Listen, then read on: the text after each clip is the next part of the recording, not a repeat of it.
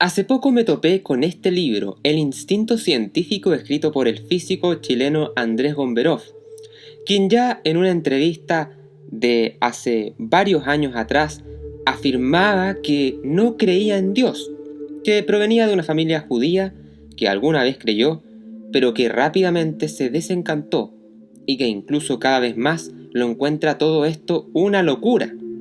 En su libro llega al punto de decir que en realidad en la ciencia no hay un método, que no hay construcciones temáticas, aridez técnica o rigidez intelectual, que la ciencia es en realidad el espejo más nítido que nos permite contemplar nuestra propia naturaleza, que en ella se refleja nuestra más profunda humanidad, e incluso había planteado antes de esta obra que una sociedad culta que tiene sus necesidades básicas resueltas puede modificar la necesidad de un relato de la revelación bíblica y reemplazar esto por la belleza intelectual basada en evidencia y en hechos fundamentados en la ciencia. Curiosa manera de pensar, y más curioso es conocer que el mismo Gomberov de hace 10 años, que de todas maneras tampoco era creyente hace 10 años, haya aceptado en ese momento la invitación que le hiciera un colega suyo, Matías Ligadinski, un brillante rabino y físico, para que le presentase su libro El gran diseño y Dios. Presentar este libro es una de las invitaciones curiosas que he recibido. Lo primero que le dije a Mario es que me era difícil presentar un libro como este. Quizás no soy la persona correcta porque soy precisamente el más ateo, radicalmente ateo de los físicos que podía encontrar. Sin embargo, por el respeto que tengo por esta institución y por Matías sobre todo, lo pensé 2 veces y encontré además esta frase que Sigmund Freud dijo en este mismo lugar, pero hace muchos años atrás, en su cumpleaños. Dijo que eso que me ata al judaísmo, estoy obligado a admitirlo, no es mi fe ni mi orgullo nacional, pues he sido siempre un no creyente, criado sin religión, pero con respeto por las llamadas demandas éticas de la civilización humana. Y supongo que algo de eso hay todavía en mí. Pero tengo muy buenas razones también para presentar este libro. Quiero decir que, primero que nada, yo conozco a Matías hace mucho tiempo. Cuando él entró a estudiar física, yo estaba ahí en la Facultad de Ciencias. Soy unos cuantos años mayor que él, me tocó ser ayudante de él y rápidamente supe, como todos supimos, que Matías era uno de los mejores alumnos que nunca había pasado por la Facultad de Ciencias. Así que se hizo rápidamente muy famoso. Y bueno, siguió un camino distinto, cosa que en algún sentido tengo que reconocer que lo lamento. Él, como muy bien explica en su libro, en un lugar donde explica la mecánica cuántica, en la visión de Feynman, dice que una partícula entre 2 puntos puede seguir infinitos caminos distintos. En la mecánica clásica resulta que la mayoría de las veces la probabilidad es mayor que siga el camino clásico. Si yo suelto el celular, lo más probable es que caiga recto, ese es el camino clásico, pero en la mecánica cuántica le ocurre a las partículas pequeñas, pueden hacer cualquier cosa. Bueno, tanto yo como Matías partimos en el mismo lugar y como todos vamos a terminar en el mismo. Yo seguí el camino clásico.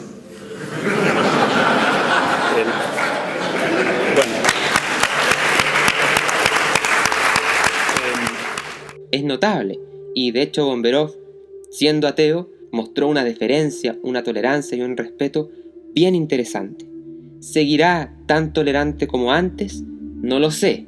Este libro a alguien le podría generar dudas. Pero una cosa muy buena que tiene este libro es que viene a encender las alarmas de la manera en que nosotros procesamos la información cuando se hace ciencia y los errores que se pueden cometer al hacerla.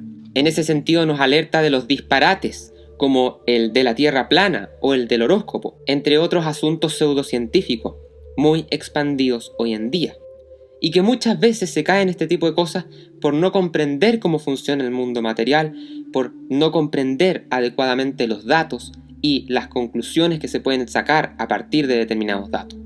Eso está muy bien, siempre y cuando las advertencias se queden para cuando se trata de observar y estudiar el mundo material, medible y estudiable aplicando el método científico. En un sentido idílico de subir en andas al pensamiento científico a la cúspide del intelecto humano, se encuentra otro intelectual chileno, el ingeniero matemático de la Universidad de Chile, Álvaro Fischer, quien escribió en el diario El Mercurio hace algunos días, cuando estaba toda esta batahola de dimes y diretes de si las humanidades debían tener sustento o apoyo en las universidades o no, y entonces él, tratando de apagar, yo diría, el incendio con benzina, va y afirma que el más grande desafío de la mente hoy en día es unir a las ciencias con las humanidades. Suena bonito, ¿no? Pero a reglón seguido dice que esto hay que hacerlo bajo el paraguas epistemológico común, unificando todo esto bajo un método. Adivine, cómo no, el método científico. Para discernir así entonces siempre entre las hipótesis contrarias que surjan en el camino. En esta columna lo que quiero hacer es dedicarme a contraargumentar los dardos que ha recibido el cristianismo más que el judaísmo, a pesar de que en algunos puntos también pueda ser extrapolable a otras religiones abrahámicas.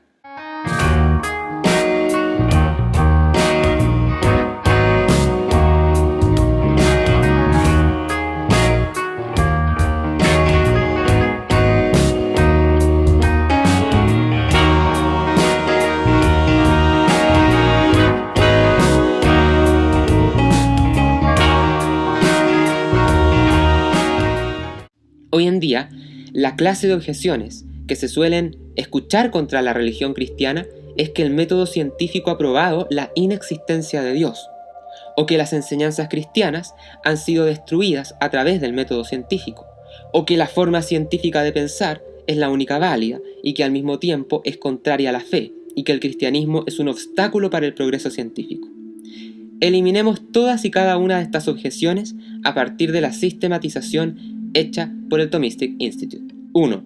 ¿Podemos mediante el método científico probar la existencia o inexistencia de Dios? La respuesta es no. El Dios de los cristianos se entiende como la fuente del ser, de todo cuanto es creado, incluyendo el mundo material, que la física y las demás ciencias naturales pueden estudiar. Eso significa que Dios no solamente es la fuente de las verdades religiosas, sino que también la fuente de todas las verdades que podemos conocer mediante el método científico. Las confusiones empiezan por desconocimiento de lo que significa Dios para los cristianos. A diferencia de los dioses del politeísmo del mundo antiguo, que se consideraban incluso habitantes de nuestro mundo, como aquellos que residían en el monte Olimpo, y tantos otros con forma humana o alusiones a tal o cual parte de la naturaleza, el Dios cristiano no es una entidad especial mundana, sino que es la fuente de todo lo que existe, y por lo tanto es absolutamente ilusorio e infantil plantear que la ciencia pueda estudiar a Dios con algún instrumento o artilugio. En síntesis, el Dios de los cristianos no se parece ni de cerca a la caricatura de Dios como un viejo con barba o a la representación artística de Miguel Ángel en la Capilla Sixtina. Ni espere usted que apuntando el más potente de los telescopios en el cielo se hallará a alguien vestido de blanco en una nube. Te invitamos a que te unas como miembro de nuestro canal de YouTube y así obtener las siguientes ventajas exclusivas. 1. Acceso a todas las clases del curso Astronomía en J.R.R. Tolkien. 2. Acceso a PFW Premium en nuestra página web, en donde encontrarán clases magistrales, análisis de libros y todos los apéndices de nuestros cursos virtuales. Se trata de nuestra biblioteca digital secreta, un espacio creado para nuestros usuarios de cursos virtuales en Udemy, que ahora se extiende como beneficio a los miembros del canal. También obtendrás acceso anticipado a las columnas de opinión, capítulos de Books and Films y de Reivindicando la Historia. Los esperamos. PFW nos une la ciencia, nos apasiona el conocimiento.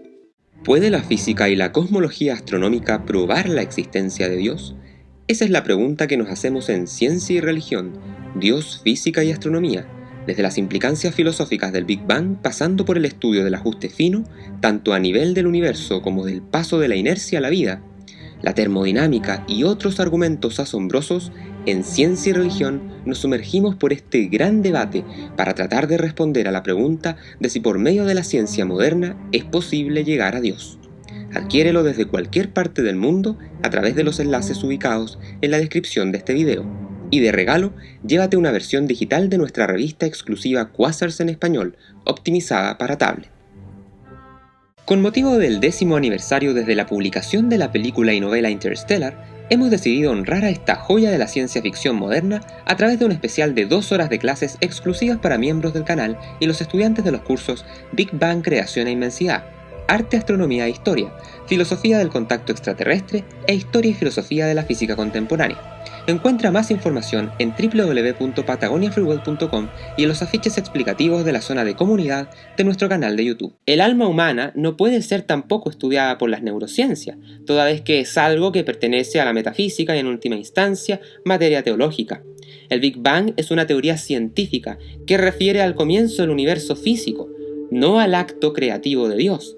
Y la evolución del ser humano, como entidad corpórea y animal, tampoco atenta con que se diga, además, que Dios infunde un alma trascendente en cada ser humano, que forma un todo conjunto con el cuerpo físico.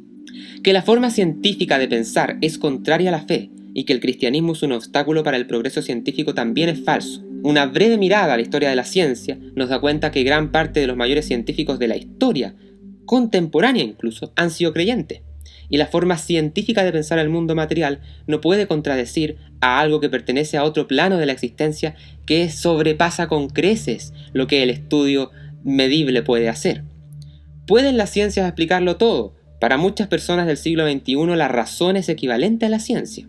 La única manera de razonar válida que tiene el hombre es la científica. Es más, muchos piensan que la verdad es equivalente a lo que puede ser verificado por la ciencia. Esto es lo que se conoce con el nombre de cientificismo, una exageración de lo que la ciencia puede lograr, al punto que esta manera de percibir el mundo lo abarca todo, convirtiéndose hasta en la guía de vida de quienes se abrazan a él como su nueva religiosidad. Es muy importante entender que ciencia y cientificismo no son lo mismo. El pensamiento científico es esencial para escudriñar la naturaleza material y desentrañar sus grandes misterios, pero es del todo insuficiente para otros asuntos. Ya sabemos que Dios y sus atributos no pueden ser estudiados por la ciencia, pero tampoco ella es capaz de responder ni al sentido ni al propósito de la vida. Tampoco es capaz de estudiar la moralidad. El científico puede escudriñar la naturaleza para comprender cómo crear una bomba nuclear, pero la respuesta de si es correcto usarla o no es algo que la ciencia no puede responder. Para captar la profunda belleza que yace detrás de una novela, como por ejemplo El Quijote de Cervantes, utilizando el argumento empleado por el lingüista, astrofísico, filósofo y teólogo Manuel Carreira, por eso es que razón no es equivalente a ciencia, ni verdad es equivalente a aquello verificable por la ciencia. A la luz de la razón, somos capaces de comprender mucho más de lo que el método científico nos puede ofrecer analizando el mundo material. La metafísica, por ejemplo, entrega conocimientos de aquello que yace más allá de la física. ¿Y qué es lo que hace en el fondo la metafísica? Una analogía interesante es la del armado de una bicicleta. La ciencia te puede explicar paso a paso cómo se arma, pero una vez que se encuentra armada, la ciencia no es capaz de responder qué es la bicicleta en sí. Un ejemplo notable para comprender de lo que va la metafísica es el ejemplo del artesano que transforma una pieza de madera en un violín, que nos sirve para comprender el concepto de causa final.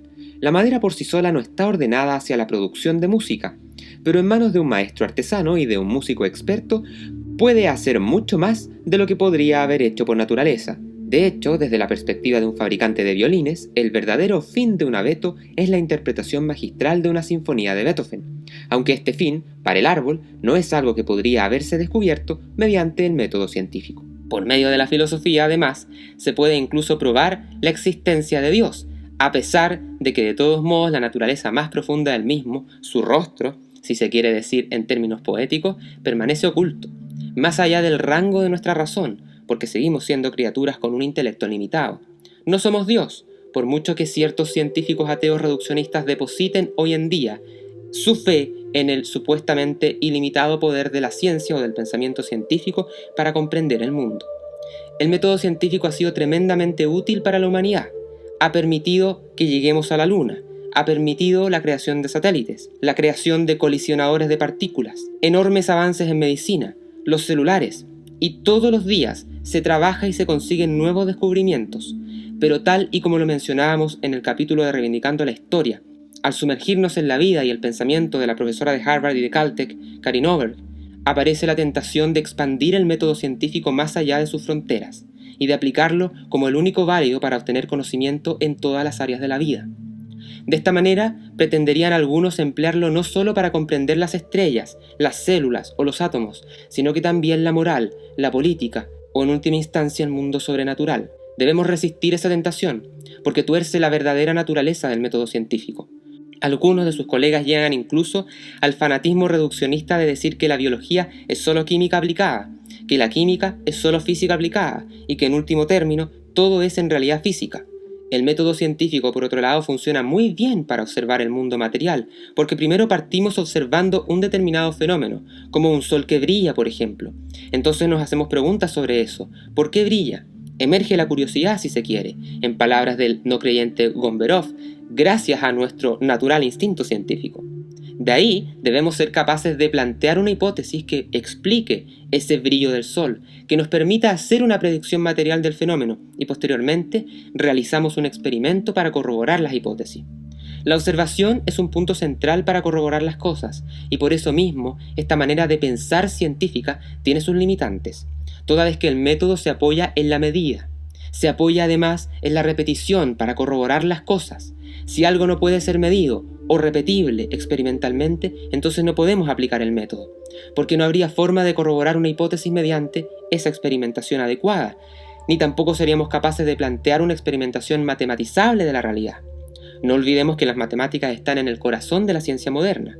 Hay cosas muy importantes en la vida que no pueden ser medidas y que sin embargo existen, como el amor de los padres, como la moralidad intrínseca de las acciones, o la existencia o inexistencia de Dios. Pero incluso más, dentro de las cosas que son medibles, también se dan situaciones en las que no es aplicable el método científico, como es el caso de los milagros, toda vez que se trata de fenómenos que fallan en el segundo criterio esencial del método, esto es, la repetición. De ahí que también incluso la Iglesia Católica haya cambiado las metodologías para poder analizar asuntos milagrosos. Y todavía más, el método no es independiente de nuestras fuentes de conocimiento, porque asume, como lo dijimos también en el capítulo de Reivindicando la Historia de Ober, que el cosmos tiene cierto orden, que sigue ciertas reglas, y que en último término es inteligible. Todos fenómenos que se presentan como una realidad dada, que la propia ciencia no puede comprender, sino que simplemente aceptar. Estudiar materias como filosofía, literatura, teología, justicia, historia o idiomas no es tarea fácil. Se requiere de disciplina y de concretas estrategias prácticas para afrontar un buen trabajo intelectual, todos asuntos que suelen darse por sentados en la secundaria y también en estudiantes universitarios, pero que constituyen el santo grial de un buen alumno. En Técnicas para Estudiar Humanidades te enseñamos desde asuntos tan esenciales y sencillos como la mejor forma de tomar apuntes, pasando por las maneras más eficientes de afrontar el aprendizaje de los contenidos, hasta consejos de comprensión y memorización.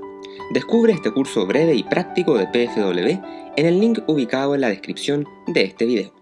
En los especiales de PFW descubrirás un mundo de fascinantes conocimientos, la filosofía detrás de Interstellar, el futuro de la inteligencia artificial, el misterio científico de la sábana santa, la relación entre los exorcismos y la psiquiatría moderna, las profundas reflexiones del físico Werner Heisenberg y hasta un especial cosmológico de 3 partes sobre el origen del universo, entre muchos contenidos más ya disponibles y tantos otros en producción.